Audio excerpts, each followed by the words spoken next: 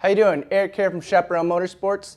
Last year when Star Motorcycles introduced the Bolt to the world, people loved it immediately. They loved the stripped down look and the extremely affordable price tag.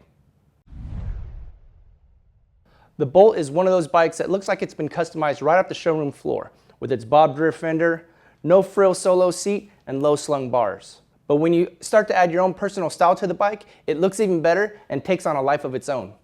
We've been having trouble keeping any bolts on our showroom floor, but we were able to sneak this R-Spec away for a few days so that we could trick it out and really make this R-Spec with its upgraded piggyback shocks and matte gray paint stand apart from the rest.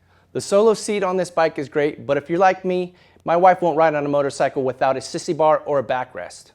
These components are fully compatible with Star Accessories rigid mount leather saddlebags, which we'll install in another video. For now, let me show you how to install the passenger seat kit, the tall backrest upright, the backrest side plates, and the backrest pad.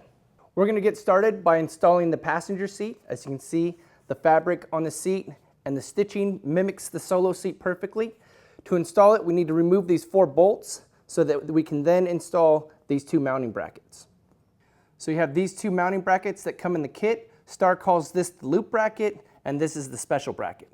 The loop bracket goes at the back, and the special bracket goes at the front. And you're just going to reuse the 4 bolts that you pulled out before. In order to secure the passenger seat, we had to unbolt so that we could then remove the driver's seat,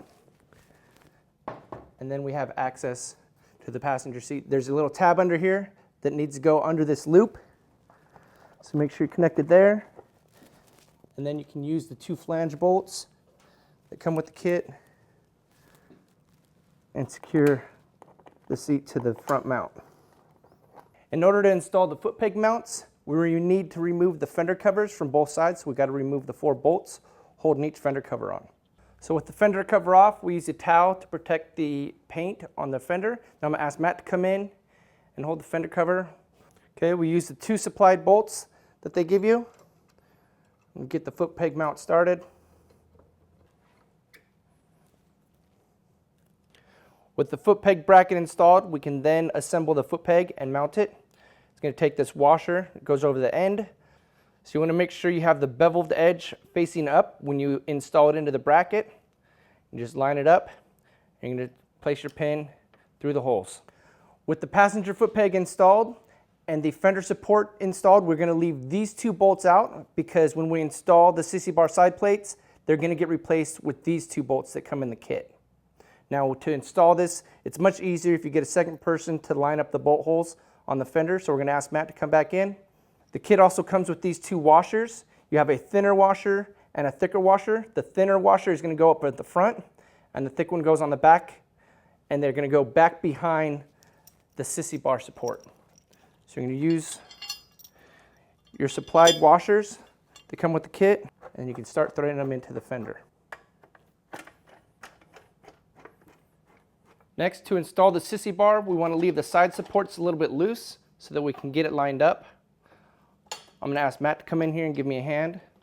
So I'm going to hold that side while I get the bolts started on this side.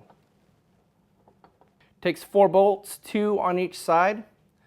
Once we have them loosely installed, we can go ahead and tighten them down a bit more. Okay, so it's just 3 button head bolts that hold the Sissybar pad onto the Sissybar. Just line up the holes on the Sissybar and start threading the bolts into place.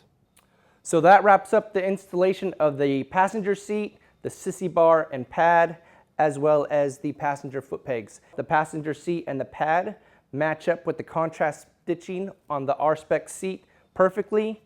Texture of the material looks really nice. Everything went on real easy. One thing I do want to point out is that we didn't use any Loctite on these bolts. I would recommend using some medium strength thread locker when you're installing these.